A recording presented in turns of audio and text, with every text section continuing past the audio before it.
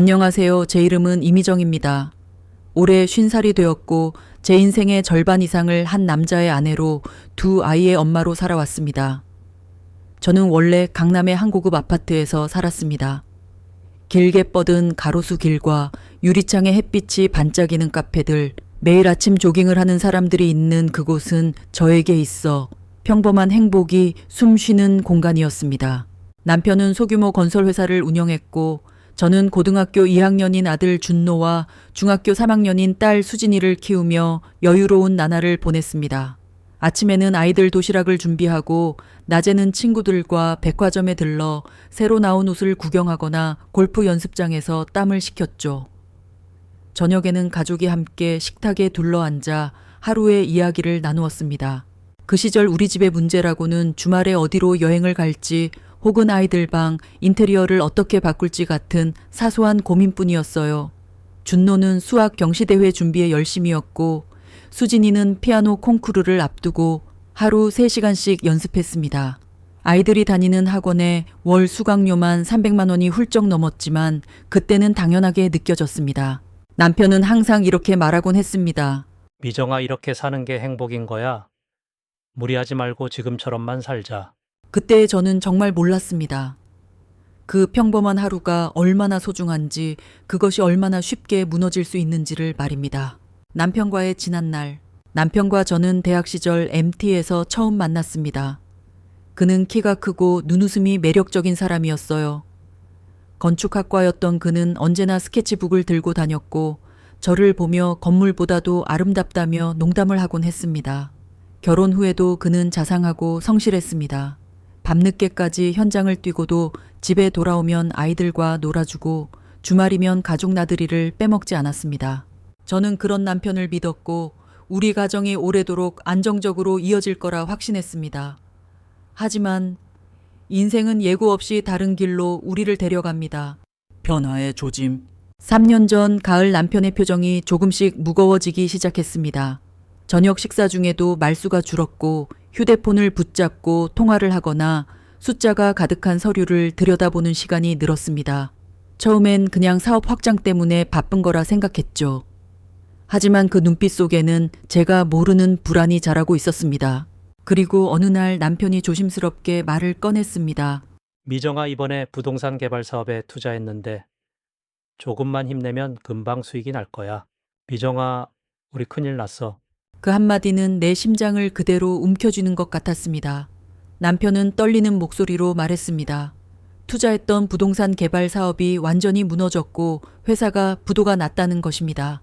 그날 하루 만에 우리는 수억 원의 빚더미 위에 앉게 됐습니다. 강남을 떠나던 날 은행에서 빚 독촉 전화가 하루에도 몇 번씩 걸려왔고 집 문 앞에는 빨간 독촉장이 붙었습니다. 결국 우리가 살던 강남의 아파트는 경매로 넘어갔습니다. 이사날 저는 거실 한가운데 서서 빈집을 천천히 둘러봤습니다. 햇빛이 스며들던 넓은 창아이들이 뛰놀던 거실 주방에 하얀 대리석 싱크대. 모든 것이 마치 어제까지의 행복을 비웃는 듯 차갑게 느껴졌습니다. 수진이는 작은 인형을 꼭 껴안으며 울었고 준노는 아무 말 없이 창밖만 바라봤습니다. 괜찮아, 우리 셋이 있잖아. 어디서든 다시 시작할 수 있어. 저는 그렇게 말하며 웃어 보였지만 그 웃음 뒤에는 무너지는 심장을 감추고 있었습니다. 남편의 무너짐? 새 집은 성북구의 반지하 원룸이었습니다. 습기 냄새가 배어있고 창문 밖에는 사람들의 발만 보이는 낮은 시야. 하지만 가장 큰 변화는 남편의 모습이었습니다.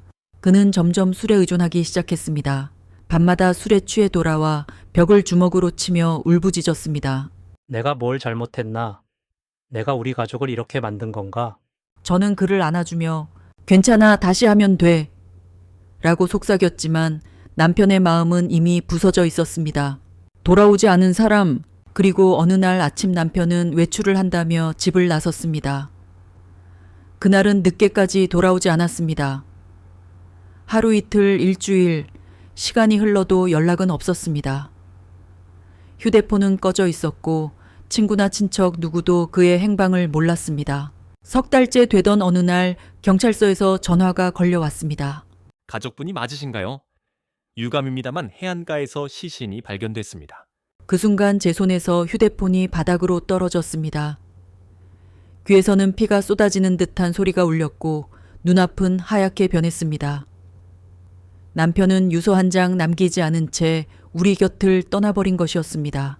홀로 서기 장례식장에서 아이들과 셋이서 부둥켜 안고 울었습니다. 하지만 눈물이 말을 즈음 제 마음 한편에서는 냉정한 목소리가 들렸습니다. 이제 정말 혼자야. 이 아이들은 네가 지켜야 해. 그날 이후 저는 강해져야 했습니다. 식당 설거지 마트, 계산원 빌딩 청소. 손이 갈라지고 허리가 휘어져도 일을 멈출 수 없었습니다. 아이들 앞에서만큼은 웃었습니다. 엄마 힘들어. 아니 엄마가 뭘 못하겠니. 하지만 현실은 잔혹했습니다. 원룸 월세 80만 원 학비 생활비. 한 달 수입으로는 감당이 되지 않았습니다. 끝이 보이지 않는 절망. 청소 용역 회사에서 일한 지 1년도 되지 않아 회사가 문을 닫았습니다. 경기 불황이라 라는 사장의 말은 제게 변명처럼만 들렸습니다. 그날 집으로 돌아오는 길 손에 쥔 월급 봉투는 텅 빈 마음만큼이나 가벼웠습니다. 냉장고를 열어보니 남은 것은 달랑 2알의 계란과 김치 한 통뿐이었습니다. 통장을 확인하니 잔액은 15만 원. 다음 달 월세일까지 보름 수입은 전혀 없는 상황. 그날 밤 아이들이 잠든 후 거실 불을 꺼놓고 혼자 앉아 있었습니다. 캄캄한 방 안에서 저는 처음으로 혹시 이대로 무너지는 건 아닐까 하는 두려움에 떨었습니다. 낯선 전화 한 통. 그때 휴대폰이 울렸습니다. 발신자는 예전에 강남 시절 함께 골프를 치던 김언니였습니다. 미정아 잘 지내지? 순간 저는 대답을 망설였습니다. 강남에서 고급 백화점 VIP 라운지를 함께 누비던 사람에게 지금 내 처지를 어떻게 말할 수 있을까요? 그냥 잘 지내. 제 목소리는 애써 담담했지만 언니는 눈치가 빨랐습니다. 혹시 힘든 일 있으면 말해. 우리 사이에 뭘 망설여. 그 한마디에 제 눈에서 눈물이 왈칵 쏟아졌습니다. 저는 그동안 누구에게도 털어놓지 못했던 속마음을 조심스럽게 그러나 멈추지 않고 쏟아냈습니다. 충격적인 제안. 이야기를 다 들은 김언니는 잠시 침묵하더니 말했습니다. 마침 좋은 자리가 하나 있어. 입주 가정부인데 입주 가정부. 그 단어는 제 가슴을 쿵 하고 때렸습니다. 남의 집에서 그것도 가정부로 살다니. 예전의 저라면 상상조차 못했을 일입니다. 성북동에 사시는 박정기 회장님 댁이야. 부동산으로 큰 부자신데 혼자 계셔. 아드님이 둘이 있지만 따로 살고 계시고 언니의 설명은 이어졌지만 제 머릿속에는 남의 집에 들어가 산다는 생각만 맴돌았습니다. 청소 빨래 식사 준비 정도래. 그런데 조건이 좀 특별해. 밤에 회장님 상태를 체크해 달라네. 순간 저는 의심스러웠습니다. 언니, 그게 무슨 뜻이야? 이상한 건 아니지? 아니야. 회장님이 건강이 좀 안 좋으셔서 혹시라도 밤에 무슨 일이 생기면 바로 도와줄 수 있는 사람을 원하신대. 그리고 언니는 마지막으로 이렇게 말했습니다. 월급이 1,000만 원이야. 1,000만 원의 무게. 1,000만 원, 그 숫자가 제 귀에 박히는 순간 온몸이 긴장했습니다. 청소일로 버는 돈의 5배가 넘는 금액. 그 돈이면 아이들 학비도 밀린 월세도 생활비도 해결할 수 있습니다. 수진이가 알바를 하겠다고 말하는 상황도 막을 수 있습니다. 하지만 그만큼 두려움도 몰려왔습니다. 왜 이렇게 큰 돈을 주는 거지? 혹시 내가 감당 못할 무언가가 있는 건 아닐까? 자존심과 생존 사이. 그날 밤 저는 잠든 아이들 얼굴을 오래 바라봤습니다. 준노의 이마에 살짝 손을 얹어보니 따뜻해했습니다. 수진이는 작은 인형을 끌어안고 숨을 고르게 쉬고 있었습니다. 그 모습을 보며 마음속에서 어떤 목소리가 들렸습니다. 엄마가 조금 힘들면 어때? 너희만 행복하면 돼. 그 순간 저는 알았습니다. 더는 물러설 곳이 없다는 것을, 그리고 선택의 여지가 없다는 것을. 낯선 길 위에서 다음 날 오후 저는 작은 가방 하나를 들고 집을 나섰습니다. 성북동까지 가는 길은 생각보다 멀었습니다. 지하철을 2번 갈아타고 다시 버스를 타야 했습니다. 버스 창문 너머로 낯선 거리 풍경이 흘러갔습니다. 좁은 골목길, 오래된 상가, 그리고 점점 나타나는 고급 주택가. 가까워질수록 공기마저 달라진 듯 차분하고 고요했습니다. 성북동의 풍경, 버스에서 내려 언덕길을 걸어 올라가니 마치 다른 세계에 들어온 듯 했습니다. 넓은 대지 위에 세워진 고급 주택들, 잘 손질된 정원 담장을 따라 흐드러진 꽃나무들, 강남에서 보던 화려함과는 다른 묵직하고 고풍스러운 품격이 느껴졌습니다. 그리고 드디어 도착한 박정기 회장님의 집. 높은 담장 너머로 보이는 한옥 기와와 현대식 건물이 절묘하게 어우러진 대저택이었습니다. 마치 드라마 속에서만 보던 공간에 제가 발을 디딘 듯 심장이 쿵쿵 뛰었습니다. 대문 앞에서 초인종을 누르자 정장을 입은 중년 남자가 나왔습니다.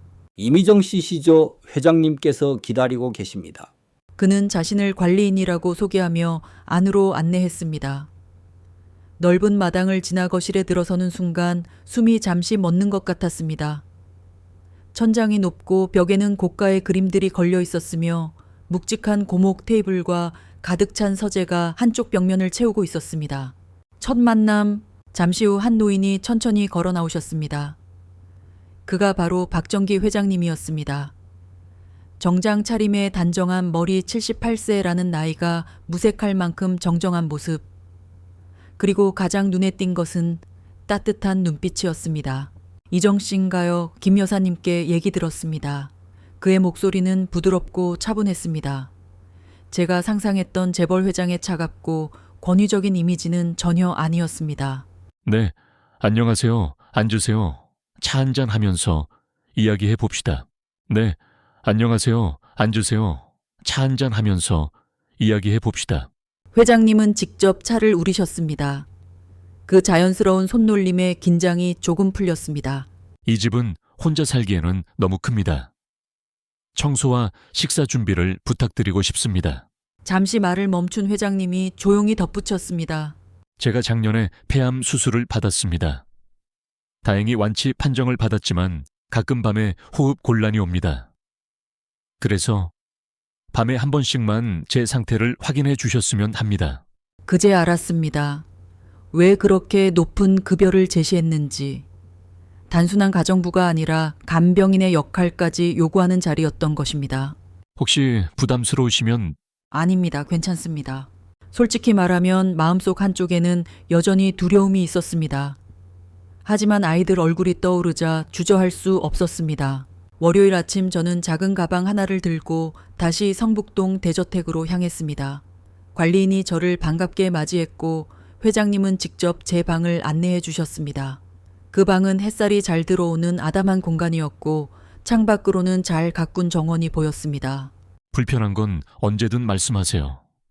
여기가 이정 씨 집입니다. 그 한마디에 제 마음속 긴장이 조금은 녹아내렸습니다. 남의 집에서 눈치를 보며 지낼 거라 생각했는데 회장님의 태도는 놀라울 만큼 배려심이 깊었습니다. 서로 알아가는 시간, 첫 주는 서로의 생활 리듬을 맞춰가는 시간이었습니다. 회장님은 새벽 6시에 일어나 마당에서 가벼운 체조를 하고 아침 식사 후 서재에서 책을 읽거나 신문을 보셨습니다. 식사는 소박했습니다. 따끈한 흰쌀밥에 된장찌개 김치, 그리고 2-3가지 반찬이면 충분하셨죠. 이미정 씨도 함께 드세요. 저는 괜찮습니다. 혼자 먹으면 맛없어요. 함께 드시죠. 그렇게 우리는 같은 식탁에서 아침을 나누게 되었고 그 자리에서 자연스럽게 대화를 시작했습니다. 회장님의 이야기. 회장님은 젊은 시절 무일푼으로 시작해 부동산으로 성공한 삶을 들려주셨습니다. 아내와 함께 작은 원룸에서 시작했다는 이야기, 그리고 10년 전 아내를 병으로 떠나보낸 후 홀로 지내고 있다는 고백. 그 목소리에는 깊은 그리움과 외로움이 묻어 있었습니다. 저는 그 순간 이 집의 크기나 재산보다 그 사람의 마음속 빈자리가 더 크게 보였습니다. 밤의 약속. 회장님의 부탁대로 저는 밤마다 2시간 간격으로 그의 방문을 살짝 열고 상태를 확인했습니다. 처음엔 어색했지만 한 번은 호흡이 불안정한 모습을 발견해 급히 도와드린 적이 있었습니다. 그 일을 계기로 저는 이 일이 단순한 가사 노동이 아니라 누군가의 생명을 지키는 중요한 역할이라는 것을 실감했습니다. 알 수 없는 감정에 싹 시간이 흐르면서 회장님과 저는 조금씩 가까워졌습니다. 식사 자리에서 나누는 짧은 농담차를 마시며 주고받는 하루의 이야기, 함께 정원을 산책하는 순간들, 그 속에서 저는 알 수 없는 감정을 느끼기 시작했습니다. 그건 고용인과 고용주 사이의 예의, 바른 친근감 이상의 조금은 따뜻하고도 조심스러운 마음이었습니다. 저 스스로도 당황스러웠지만 그 감정이 싫지 않았습니다. 회장님과 함께 지낸 지 2달쯤 되던 어느 날이었습니다. 마당에 감나무 잎이 붉게 물들어 가던 늦가을 오후 초인종이 울렸습니다. 문을 열자 정장을 입은 중년 남성이 서 있었습니다. 그는 회장님의 첫째 아들 정우 씨였습니다. 아버지 괜찮으세요? 응, 다행히 미정 씨가 있어서 큰일을 면했어. 회장님의 말에 정우 씨의 시선이 제게 향했습니다. 하지만 그 눈빛은 감사가 아닌 차갑고 날카로운 의심이었습니다. 아버지 이 사람 정체가 뭐예요? 정체라니 가정부야. 가정부가 아버지 방에까지 들어갑니까? 그것도 밤에. 정우 씨의 말투 속에는 노골적인 불쾌감이 묻어 있었습니다. 그는 마치 제가 회장님의 재산을 노리고 접근한 사람이라는 듯 끝없이 추궁했습니다. 끝없는 의심. 며칠 후 둘째 아들 정현 씨도 집을 찾아왔습니다. 그는 형보다는 조금 부드러웠지만 시선 속에 여전히 경계심이 있었습니다. 아버지 이런 일은 간병인을 쓰시는 게 맞습니다. 굳이 입주 가정부를 둘 필요가 있나요? 형제는 경영권 문제로 서로 갈등하면서도 저에 대한 불신만큼은 한마음이었습니다. 그리고 그 불신은 곧 행동으로 이어졌습니다. 뒷조사의 시작. 그들은 사설 탐정을 고용해 제 과거를 샅샅이 조사했습니다. 한 달쯤 후 정우 씨는 서류 뭉치를 들고 나타났습니다. 아버지 이 여자 정체를 알았습니다. 남편이 사업 실패 후 자살한 여자예요. 빚더미에 앉아 아이들 키우느라 궁색하게 사는 사람이죠. 결국 아버지 재산이 목표인 겁니다. 불쌍한 척하면서 접근한 거예요. 그 말을 듣는 순간 제 얼굴이 화끈거렸습니다. 과거가 드러난 것이 부끄러운 것이 아니라 그들이 저를 어떤 사람으로 규정하고 있는지가 너무 서러웠습니다. 정우야, 그만해라. 회장님이 단호하게 말했지만 아들은 멈추지 않았습니다. 아버지 정신 차리세요. 이런 여자들 얼마나 교묘한데요. 마음의 균열. 그날 밤 저는 방 안에서 혼자 만흐은 생각을 했습니다. 이들에게 저는 영원히 재산을 노리는 여자로만 남을 것입니다. 아무리 회장님을 정성껏 돌보고 진심을 다해도 그들의 시선은 바뀌지 않을지도 모릅니다. 그런데 그때 조용히 문을 두드리는 소리가 들렸습니다. 회장님이었습니다. 이정 씨, 아이들 때문에 마음 상하지 마세요. 죄송합니다. 제가 여기 있는 게 부담이 되시는 것 같아서요. 부담이라니요. 이정 씨가 없었다면 저는 벌써 이 세상 사람이 아닐 겁니다. 그 따뜻한 말에 눈물이 고였습니다. 그러나 동시에 저는 깨달았습니다. 제가 회장님에 대해 느끼는 감정이 단순한 고용 관계를 넘어선 것임을, 그리고 그 감정이 더 이상 숨길 수 없는 단계에 이르렀다는 것을. 최후 통첩. 그로부터 일주일 후 회장님의 거실에 묘한 긴장감이 감돌았습니다. 첫째 정우 씨와 둘째 정현 씨가 함께 찾아온 것입니다. 그들은 마치 이미 결론을 내린 듯한 표정으로 회장님 앞에 섰습니다. 아버지 이 여자를 당장 내보내세요. 왜 그래야 하지? 아버지가 이 여자에게 휘둘리고 계십니다. 재산 상속 문제도 있고 회사 경영권 문제도 있는데 이런 외부인이 끼어들면 안 됩니다. 정우 씨의 말에 정현 씨도 고개를 끄덕였습니다. 맞아요. 더구나 아버지 마음을 사서 유언장이라도 바꾸면 어쩌시려고요. 그 순간 제 마음속에 오래 참아온 무언가가 끌어올랐습니다. 침묵을 깨다 저는 처음으로 목소리를 높였습니다. 잠깐만요. 제가 언제 회장님께 재산 이야기를 했나요? 유언장 얘기를 꺼낸 적이 있나요? 저는 지난 3개월 동안 회장님을 돌봤습니다. 밤마다 2시간마다 상태를 확인했고 위급할 땐 인공호흡까지 해서 목숨을 살렸어요. 그런데 저를 그렇게 보시나요? 정우 씨는 당황한 듯 눈을 깜빡였습니다. 저는 한 걸음 더 나아갔습니다. 그리고 한 가지 더요. 형제분들이 서로 다투는 동안 회장님이 얼마나 마음 아파하셨는지 아십니까? 밤에 잠도 못 주무셨어요. 저에게 직접 말씀하셨습니다. 아들들이 싸우는 걸 보기가 너무 괴롭다고 형제는 잠시 말이 막힌 듯 서로를 바라봤습니다. 아마 그동안 자신들의 다툼이 아버지에게 얼마나 큰 상처를 주고 있었는지 깊이 생각해 본 적이 없었던 모양입니다. 해결책 제시. 저는 조심스럽지만 단호하게 제안을 꺼냈습니다.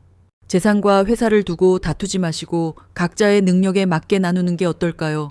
정우 씨는 부동산 개발을 맡고 정현 씨는 금융 투자를 맡아서 독립적으로 운영하는 겁니다. 형제는 서로를 바라보며 잠시 침묵했습니다. 그들의 눈빛 속에서 처음으로 공치 가능성 꿔고이 엿보였습니다. 그리고 조건이 하나 있습니다. 회장님을 혼자 두지 마세요. 번갈아 가며 곁을 지키세요. 이제는 두 분이 아버지를 모셔야 합니다. 회장님이 놀란 눈으로 저를 바라보셨습니다. 이미정 씨, 저는 제 역할을 다했습니다. 이제는 아드님들이 아버지를 지켜드릴 차례입니다. 형제의 변화. 그날 밤 형제는 긴 대화를 나눈 듯 했습니다. 다음 날 아침 정우 씨가 저를 찾아와 고개를 숙였습니다. 이미정 씨 죄송합니다. 그동안 오해했습니다. 아버지를 구해주신 것도 우리 형제 문제를 해결해 주신 것도 정말 감사합니다. 며칠 뒤 정현 씨도 찾아와 말했습니다. 회사를 분할하기로 했습니다. 서로에게 도움이 될 것 같아요. 그리고 계속 아버지 곁에 있어 주셨으면 합니다. 떠날 결심. 그러나 저는 마음을 굳혔습니다. 아니요. 저는 이제 떠나려고 합니다. 할 일을 다 한 것 같아요. 이제 아드님들이 회장님을 지켜드리세요. 회장님의 표정이 깊게 어두워졌습니다. 그럼 나는 어떻게 하나요? 아드님들이 번갈아 모시기로 하셨잖아요. 잠시 침묵하던 회장님이 천천히 말씀하셨습니다. 솔직히 말하겠습니다. 저는 이미정 씨를 단순한 가정부로 생각하지 않습니다. 나이 들어 이렇게 마음이 설렌 적은 처음입니다. 제 남은 인생을 함께 해 주실 수 있나요? 고백과 결혼. 그 고백에 제 심장이 빠르게 뛰기 시작했습니다. 저 역시 같은 감정을 품고 있었음을 그제야 확실히 깨달았습니다. 저도 마찬가지예요. 며칠 후 회장님은 저에게 정식으로 프로포즈를 하셨고 우리는 조용한 결혼식을 올렸습니다. 아이들과 회장님의 두 아들까지 모두 참석해 축복해 주었습니다. 새로운 일상, 결혼 후 우리의 일상은 평온하면서도 따뜻했습니다. 아침이면 회장님과 함께 정원을 거닐며 계절의 변화를 느꼈고 저녁에는 창가에 앉아 차를 마시며 하루를 정리했습니다. 회장님은 여전히 건강 관리를 철저히 하셨고 덕분에 예전보다 훨씬 활기찬 모습을 되찾으셨습니다. 아이들도 각자의 길을 향해 나아갔습니다. 준노는 회장님의 도움으로 미국 유학을 떠나 명문대 진학을 목표로 열심히 공부하고 있었고 수진이는 국내 좁은 사립 고등학교에 진학해 음악 활동을 이어갔습니다. 감사의 순간들. 가끔 회장님은 웃으며 이렇게 말씀하셨습니다. 이미정 씨가 제 생명을 구했어요. 그럴 때마다 저는 고개를 저었습니다. 아니에요. 회장님이 제 인생을 구해주신 거예요. 우리는 서로를 구한 거죠. 그 말은 단순한 수사가 아니라 제 진심이었습니다. 절망과 외로움 속에서 서로를 만나 다시 살아갈 이유를 찾아준 사람이 되었으니까요. 나이는 숫자일 뿐 저는 이제 압니다. 나이는 단지 숫자일 뿐이며 진짜 사랑은 언제든 시작될 수 있다는 것을. 그리고 삶의 가장 어두운 순간에도 포기하지 않으면 반드시 새로운 길이 열린다는 것을 3년 전만 해도 저는 모든 것을 잃었다고 생각했습니다. 하지만 지금은 압니다. 그때가 새로운 인생이 시작되는 순간이었다는 것을. 희망의 메시지. 혹시 지금 제 이야기를 듣고 계신 분들 중 저처럼 힘든 상황에 있는 분이 계신가요? 부디 기억해 주세요. 끝이라고 느끼는 그 순간이 사실은 새로운 시작일 수 있다는 것을. 포기하지 마세요. 작은 한 걸음이라도 내디디면 그 끝에서 당신을 기다리는 사람과 새로운 삶이 있을 수 있습니다. 저는 오늘도 회장님과 마당에 앉아 석양을 바라보며 생각합니다. 떠날 결심. 그러나 저는 마음을 굳혔습니다. 아니요. 저는 이제 떠나려고 합니다. 할 일을 다 한 것 같아요. 이제 아드님들이 회장님을 지켜드리세요. 회장님의 표정이 깊게 어두워졌습니다.